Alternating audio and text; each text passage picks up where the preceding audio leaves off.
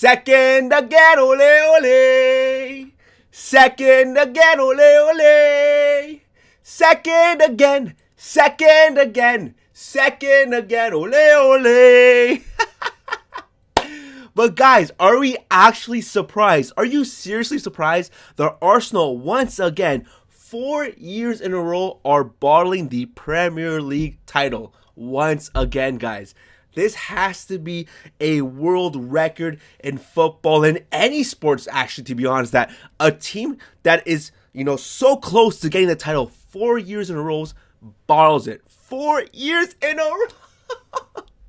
And I'm sorry, man. I know Arsenal fans right now, they're probably mourning. They're probably, super depressed. Some of them are anxious, stressed, angry, all the emotions. But football has been saved. Today, football has been saved. Manchester City 2, Arsenal 1, and the Premier League is here to fight for. And City, to be honest, have it in their hands. They are so close, man. I think at this point, all fans, even the markets right now, are saying that Arsenal do not have a chance. City have the better chance. The odds are in their favor that they're going to win the Premier League this year. And I think, to be honest, it's going to happen. Let me know in the comments down below what you guys think. But I truly believe that City, after this match, it is in their hands and it's in their pocket. They just got to make sure that they ride in these final games and go and win those games. That's all it takes now. And from the games that we're seeing that they have coming up, I do see it possible that City can go out there and win every single game. Obviously, even if they win all those games, they still will be tied in points, if Arsenal go and win every single game too. So City have just to score more goals. At that point, if it comes tied to, at the end of the season where both teams are tied with points, goals come to, a part of it now. So yeah, I think City will definitely have the better chance at scoring more goals because, to be honest, again, who is scoring the goals at Arsenal? No, I don't know. They brought in Gyökeres. That guy can't score. I don't see anyone who's scoring. Saka doesn't score. Trossard doesn't score. I don't know who's scoring on this team. Martinelli doesn't score. So, yeah, I'm going to put my money on City getting more goals at the end of the season if it comes down to goal difference. So, I don't know, guys. Let me know what you guys think in the comments down below. But, man, Arsenal went from a quadruple to a treble to a double. And now they are looking like they're in trouble. Oh my gosh, man. And you know what? Yeah, they're still in the Champions League. I mean, yes, at the end of the day, they are still fighting for the Premier League. But at this point, man, what can you say as an Arsenal fan? What belief do you have in this team? This game, actually, we'll talk about it more later on. But this game was actually very entertaining. I thought it was going to be the opposite. I thought it was going to be super dead, super quiet, maybe a 1-1, maybe no goals whatsoever. Both teams going to defend and try to tactically play out the other team. We saw before. There was a match before where both teams came up against each other, and it was very, boring, to be honest. But this game right here, this was peak football. When it comes down to a title, when it comes down to something so important, this game right here, it had everything. But yeah, guys, City versus Arsenal 2-1. And before we start getting into the actual game, we gotta mention some actual ballers, man. Some proper ballers in this matchup, man. Where do we even start? Cherky, man. This guy right here, this brother right here is the definition of a baller. This is the type of player that when he has the ball, he gets you off your seat because you just want to see what he's going to do with the ball. You don't know what he's going to do. He is so unpredictable, and that's the beauty of football. There's only there's only 2 or 3 other players that make me feel this way. Obviously, as a Barca fan, I got to say Lamine Yamal, but also Olise. Cherky is in that conversation of a pure baller that attacks his defender. He's not getting scared. He is going and trying to get that goal, trying to create some chances, and doing it with style, with flair. And he's an absolute baller, man. What he's been doing in these last couple of games. Today, he gets the goal. He gets the first goal in the game. But he's been given the freedom. Pep Guardiola gave Cherky the freedom to run this team and do what he wants to do in the final third, and that clearly is paying off. Cherky is an absolute baller, and it's crazy to say that because we all know Pep's system.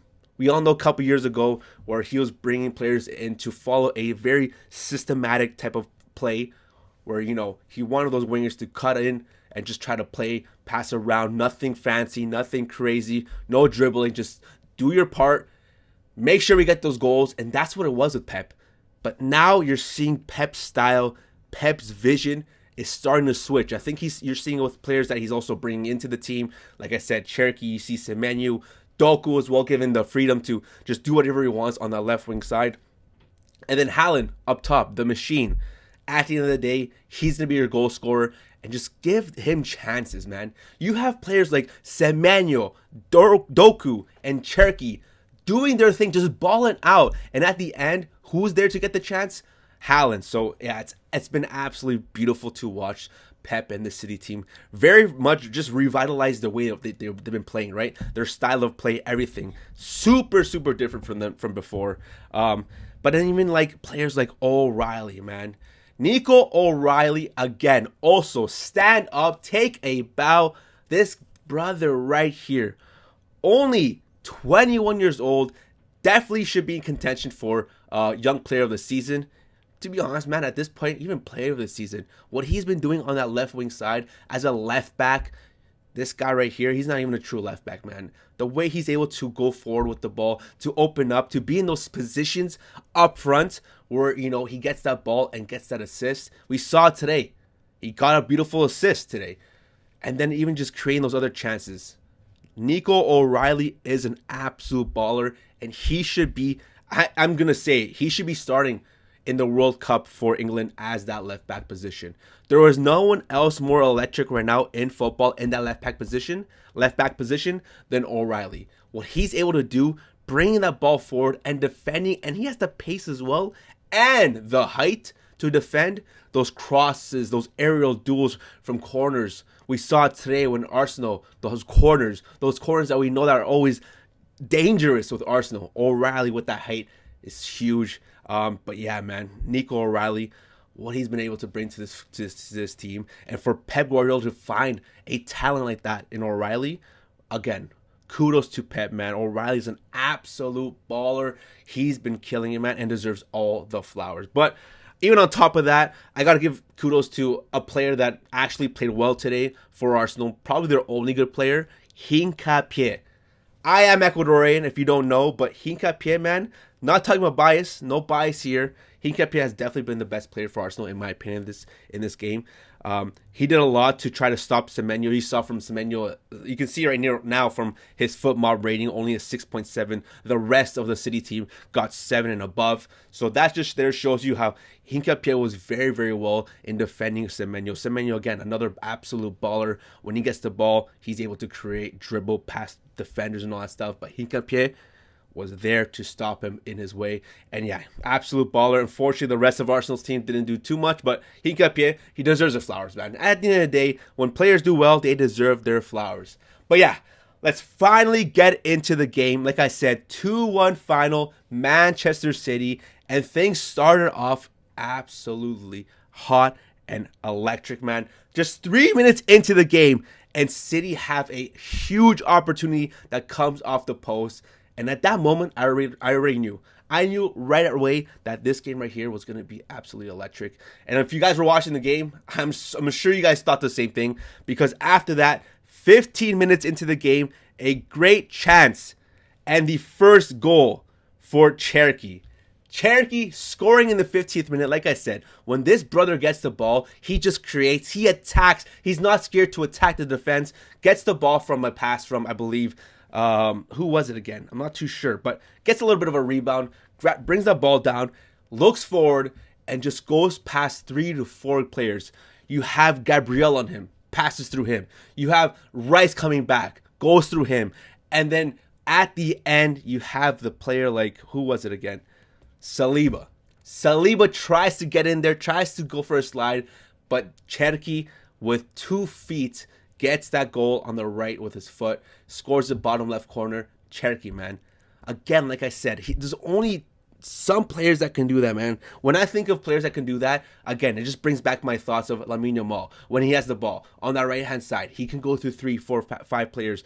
Same thing with Cherky, man. He's absolute electric. And at that moment, 15 minutes in, 1-0 Manchester City versus Arsenal.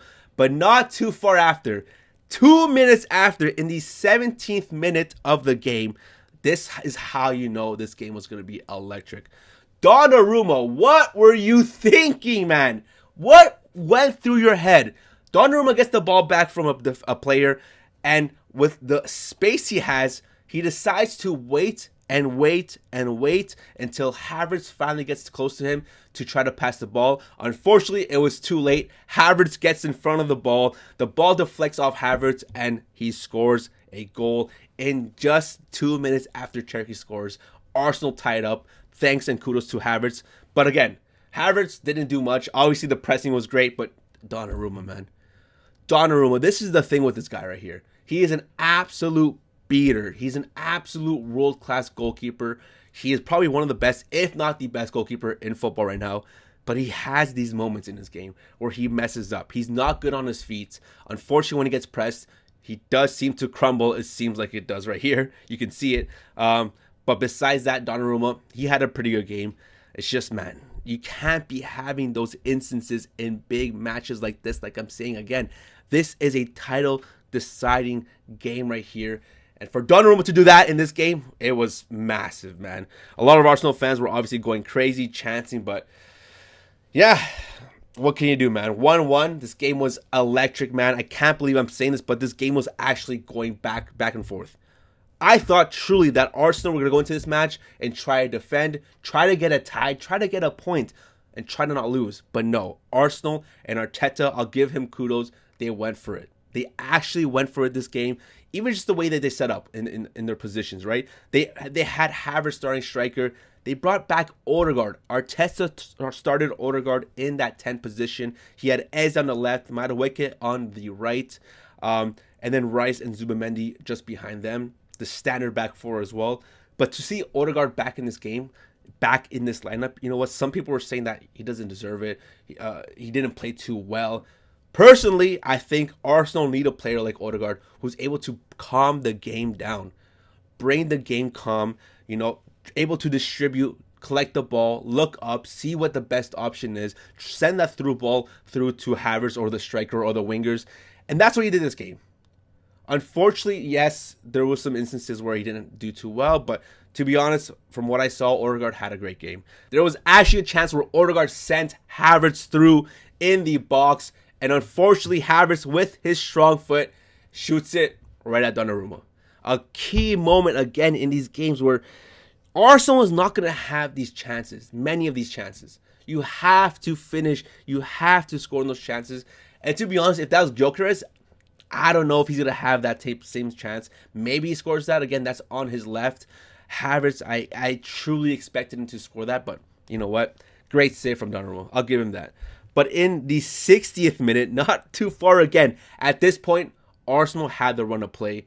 They were definitely dominating this match. They needed to win this, man. Arteta and the boys were actually going for the win in this game. Again, I'll give them kudos for that. They weren't defending. This seemed like a different Arsenal team that, you know what, you want to see.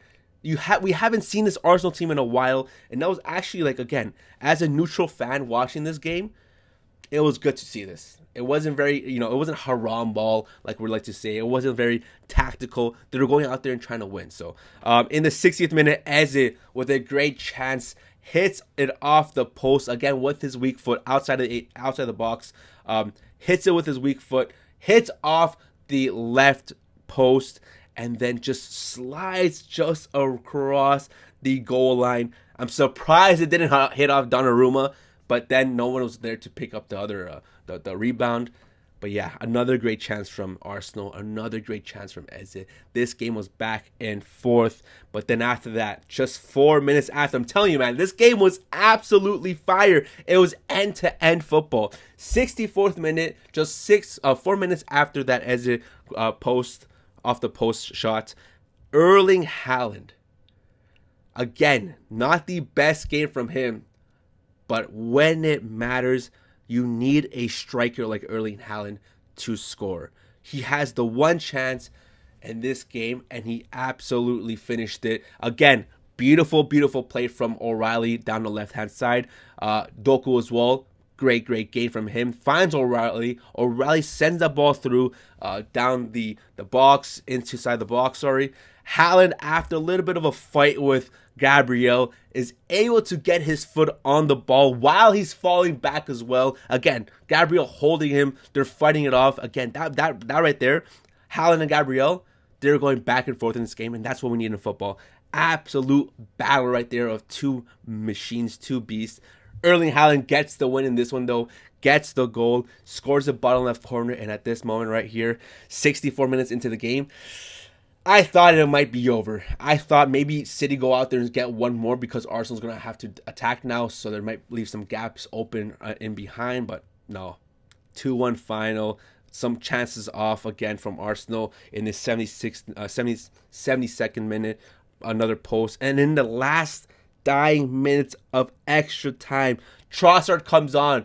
A beautiful cross into the box. Havertz by himself gets a header, but unfortunately does not score that. Doesn't even get it inside of the net or around the net. Misses it completely over the crossbar. At that point, maybe a player like Gyökeres would have a better chance of scoring that. Obviously, as a proper striker, more chances to score those headers. But yeah, Havertz again, completely alone in the box, completely misses the net. And after that, the game was over. 2-1 final, City versus Arsenal. Woof, what a game, man. We did a live stream with my friends at the Footy Culture, if you guys want to check that out. But it was absolutely chaos after the game. You saw a lot of players going crazy, excited. Arsenal, obviously, down in the mud right now. A lot of players sad. But City, you saw Cherky, Semenyo, and all those guys on the bench just grabbing each other because they knew that this right here was a deciding game. This right here was going to decide the Premier League. And again, like I said before, it's now in City's hands to lose. Arsenal, man, just a month ago were 9 points clear from the title, and now just 3 points away is City with a game at hand as well. It might actually go down to goal difference. And at this point, I am putting my money on City to win this Premier League title. I don't know what you guys think, but this game right here was absolutely amazing. Haaland, even after the game, the camera right on his face, walking around the stadium on the field, just giving a little smirk, because he even knows that, wow, they can't believe that they're actually going to do it. That Arsenal actually bottled the game, bottled the league, and that City, in a season where they're kind of transitioning from different styles of play, a lot of new faces as well, Pep switching the system as well. It's crazy to believe that even City at this point are still dominating football. And that just shows you the quality of Pep and the quality of the City team, that they're able to switch things around when need be. And again, like I said, Haaland, he knew himself, giving a little smirk, walking around because he knows, man, we won this. This is our league. This is our title. And that's what you want to see from a player like Haaland. Crazy, actually, opportunity in the end, close to the end, where Haaland and Gabriel got into it. Like I said, they were battling the whole match. In the finals minutes, I'm not sure when it was again, they got into a little fight. Haaland and Gabriel went forehead to forehead, and Gabriel actually did a little bit of like a little bump. I'm surprised that was not a red card, a yellow card. Ref didn't look into it. VAR didn't look into it, because again, if there's intent to hit someone, usually that's a red card. Of course, Haaland, he's not going to fall. A lot of players would be divas. A lot of players would, take that dive, maybe do a little foul, a little fall, and try to get the other player to get a red card. But no, Haaland just walked away with it. Gabriel got super, super lucky. But yeah, man. Some other players I really want to give a shout out to. Man like Bernardo Silva. Bernardo Silva, in his earlier days, known to be a winger. At Monaco, was a winger. And then slowly, when he went to City, started to be a winger to a 10 role. Now playing that deep 8 role. I would have never thought that of Silva. But he fits completely perfect, like a glove in the system, in that position, with Rodri on his right-hand side. Silva, man, We know that this is the last season for Manchester City, but Pep, we've heard him say it many, many times, Bernardo Silva is his favorite player in the team right now, captain of the team as well. And his performance today was 10 out of 10, man. An incredible performance. That's the performance of a captain that you want in a game like this. One big instance where Havertz was kind of going in a counterattack one-on-one, but Bernardo Silva got in front of him, pushed him aside, got the ball. That right there was a big, big key match for key moment for Silva for Arsenal as well. Because if Havertz went through, big chance of him scoring that. So no, Silva, man, completely incredible game. The whole team in general, absolutely amazing. And then at the end of the day, we saw as well the Arsenal guy, the bottle guy, the City guy with the Arsenal bottle drinking as well. We love this, man. I think this is the best thing about football, man. To see, some just shenanigans like that happening. We need that more in football, man. At the end of the day, football is all about entertainment. And this right here was an entertaining game from minute 1 to minute 90 and even before and after the game. But guys, let me know your thoughts and comments of this game. Arsenal are bottling the league once again. Do you guys agree? Do you guys disagree? 2-1 City. Let's go, man. Arsenal, ole, ole, ole. Second, ole. Second, ole. Second, ole, ole, ole. Guys, make sure to like, comment, subscribe, and I'll see you guys in the next one. Ciao, guys. Ciao.